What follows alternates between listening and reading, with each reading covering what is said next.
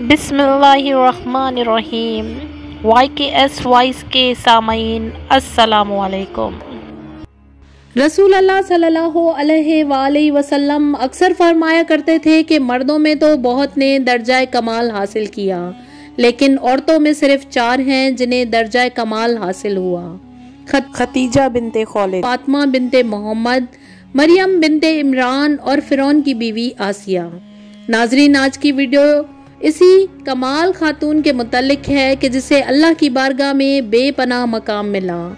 अंदाज़ा कीजिए कि जब आपके चारों तरफ फिरौनी सिपाही और खुद फिरौन की आप बीवी हों, फिर आप कलमाए तौहीद बुलंद करें। क्या ही खूब अजमत और हिम्मत की बात है। चलिए वीडियो को शुरू करते हैं कि जब फिरौन मिस्र ने रयान बिन वलीद की पोती हजरत आसिया को शादी का पैगाम भिजवाया। याद रहे कि रयान बिन वलीद वही बादशाह था जो हजरत यूसुफ अलैहिस्सलाम के दौर में था, और वो हजरत यूसुफ अलैहिस्सलाम पर ईमान भी लाया था, और उसने हजरत यूसुफ को अजीज़े मिस्र भी बना दिया। खैर, जब हजरत आसिया को फिरौन ने शादी का पैगाम दिया तो ये उनके वालिद और खुद हजरत आसिया को भी नागवार गुजरा, क्योंकि फिरौन मिस्र पहले दिन से ही जुल्म और बर्बरियत के लिए मशहूर था। लेकिन फिरौन ने अपनी बादशाहियत के जोर पर जबरन हजरत आसिया से शादी कर ली और धमकी दी कि अगर ये शादी नहीं करेंगी तो आपके वालिदैन को कत्ल कर दिया जाएगा। शादी होने के बाद भी अल्लाह पाक ने हजरत आसिया को फिरौन से महफूज रखा और वो आप पर कादिर ना हुआ। इस बारे में मुफस्सिरीन लिखते हैं कि शादी की पहली ही रात जब फिरौन हजरत आसिया से हमबिस्तरी के लिए कमरे में गया तो अल्लाह ने इस पर नींद का ऐसा गलबा डाला कि वो सारी रात ही सोया रहा। कुछ किताबों में लिखा है कि अल्लाह ने फिरौन को नामर्द कर दिया था, जिस वजह से वो हजरत आसिया से सोबत ही ना कर सका। बाज ने लिखा कि फिरौन को एक ऐसी बीमारी थी कि तबीबों ने उसको सारी उम्र सोबत से मना कर दिया। देखा जाए तो ये भी हजरत आसिया की एक तरह से करामत है कि अल्लाह ने उन्हें कैसे फिरौन के नापाक जिस्म से महफूज रखा। बाज रिवायत में फिरौन की एक बेटी का भी जिक्र मिलता है, लेकिन आपको यहाँ बताते चलें कि वो लड़की उन्होंने किसी से लेकर पाली थी। एक रात फिरौन ने ख्वाब में देखा कि उसका महल नाबूद हो गया है। खौफ व वहशत से उसका पूरा वजूद लरजने लगा। उसने नजूमों को बुलाया कि उनसे अपने ख्वाब की ताबीर पूछिए। उन्होंने कहा कि अनकरीब बनी इसराइल का एक बच्चा तुम्हारे महल को नाबूद कर देगा। इसलिए फिरौन ने हुक्म दिया कि बनी इसराइल में किसी के हाँ भी अगर लड़का पैदा हो तो उसे फौरन कत्ल कर दिया जाए, लेकिन अगर लड़की पैदा हो तो उसे कत्ल ना करना, ताकि उनकी नस्ल बाकी रहे। जब हजरत मूसा अलैहिस्सलाम पैदा हुए तो उनकी वालदा ने फिरौन के सिपाहियों के डर से हजरत मूसा अलैहिस्सलाम को एक संदूक में रखकर दरिया में डाल दिया। दरिया से एक नहर फिरौन के महल के पास से बहती थी। ये संदूक बहता हुआ इस नहर में चला गया। फिरौन ने हुक्म दिया कि इस महल में लाकर खोला जाए। जब संदूक खोला गया तो उससे एक खूबसूरत बच्चा निकला। कतबी ज़बान में पानी को मुंह और दरख्त को सा कहते हैं। यह संदूक पानी और दरख्तों के दरमियान पाया गया था।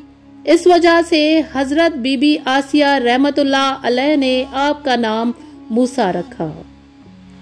हजरत आसिया ने जब हजरत मूसा के चेहरे पर नूर देखा तो उन्होंने हजरत मूसा को अपना बेटा बना लिया और फिरौन से कहने लगी, जिसका तर्जुमा है, ये बच्चा मेरी और तेरी आंखों की ठंडक है, इसे कत्ल ना करो।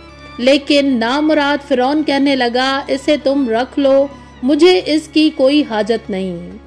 हजरत मोहम्मद सल्लल्लाहु अलैहि वसल्लम ने फरमाया कि अगर आसिया की तरह फिरौन भी इस बात का इकरार करता कि ये बच्चा उसके आंखों की ठंडक है तो जरूर अल्लाह पाक उसे हिदायत फरमा देता, जैसे आसिया को अता की।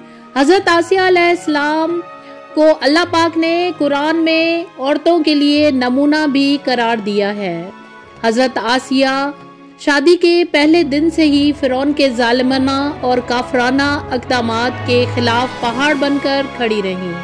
حضرت موسیٰ نے جب اعلان نبوت کیا اور جب محل میں جادوگروں سے مقابلہ کیا تو یہ دیکھ کر حضرت آسیہ حضرت موسیٰ پر ایمان لے آئیں۔ ایمان لانے کے بعد کافی دنوں تک انہوں نے اس بات کو فرعون سے چھپائے رکھا، لیکن جب فرعون نے خدائی کا دعویٰ کیا اور لوگوں سے خود کو سجدہ کروانے لگا تو پھر حضرت آسیہ کھل کر میدان میں آ گئیں اور فرعون کے اس عمل کی سخت مخالفت کی۔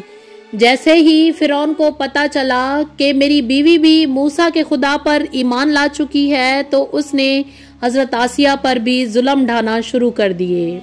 روز دن اور رات ان کو مختلف اذیتیں دینے لگا۔